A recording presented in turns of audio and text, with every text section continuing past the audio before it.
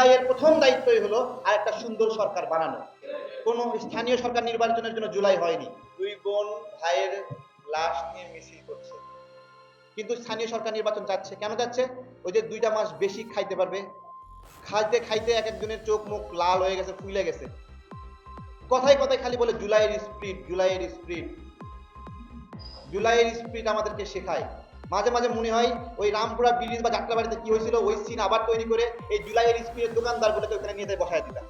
দেখ জুলাইয়ের স্পিরিট কি, ঠিক আছে? বাপ বাপ করে কান্দে দৌড়াবো, বাপ রে বাপ, আর পাবো না। জুলাই স্পিরিট, জুলাই স্পিরিট শিখায় আমাদেরকে। আমরা এই যে আমাদের গণতান্ত্রিক সংকট, এই সংকটটা সৃষ্টি হয়েছে লোভ থেকে। যে উপদেষ্টারা বড় রেঞ্জের গুলি করছে, আমরা বনশ্রী, আফতাবনগর, দুই বোন ভাইয়ের লাশ নিয়ে মিছিল করছে। তো এলাকাবাসী বানের জলের মতো নেমে আসলো। আমরা বিজিবিকে চারদিক থেকে ঘিরে ফেললাম, বিজিবি হাত তুললো, পরাজয় বরণ করলো। সেই দিন রোড ডিভাইডার ছিল আমাদের প্রাণের। সময় পেলে আমার ভাইকে পাঠাতে পারবো হাসপাতালে ঢুকালেই, তাই না? কিন্তু দেখেন, অনেকে মারা গেছে 6 মাসের মাথায়, অনেকে মারা গেছে 7 মাসের মাথায়, অনেকে মারা গেছে 8 মাসের মাথায়।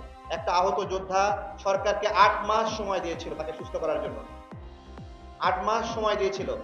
আমাদের স্বাস্থ্য উপদেষ্টা তারা কতটুকু সম্মান পাচ্ছে এটা আমরা জানি।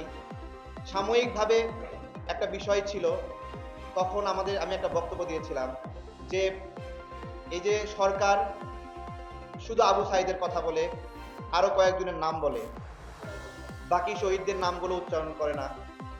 তখন এরকম মনে হচ্ছিল যে সরকারের নিহতদের প্রতি এত মায়া, এত সব ক্রেডিট দিচ্ছে। ফেস দ্য পিপলের টক শোতেও আমি বললাম, সরকার শুধু এই যারা জুলাইয়ে মারা গেছে সেই মৃতদের ক্রেডিট দেয়, সরকার জীবিতদের ক্রেডিট দিতে চায় না।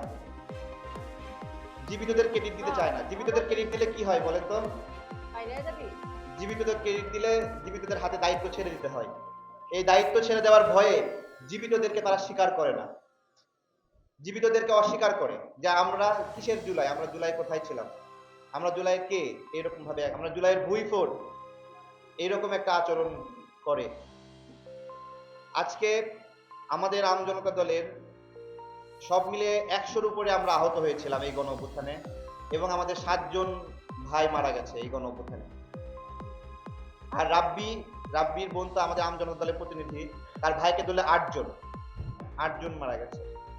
তো জুলাই আমাদের জুলাইটা কেন আমরা জুলাইটা হইল? শুধুমাত্র কোটার দাবিকে কেন্দ্র করে কি আমরা এই জুলাইটা পেয়েছি? কোটা তো 16 তারিখে এই দাবি মেনে নিয়েছে।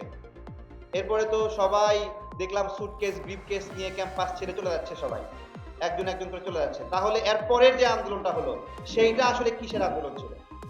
এরপরের যে আন্দোলন সেটাই ছিল আমাদের সেই সুদীর্ঘ ভোটাধিকারের আন্দোলন, এবং ক্ষমতা বিলম্বিত করার জন্য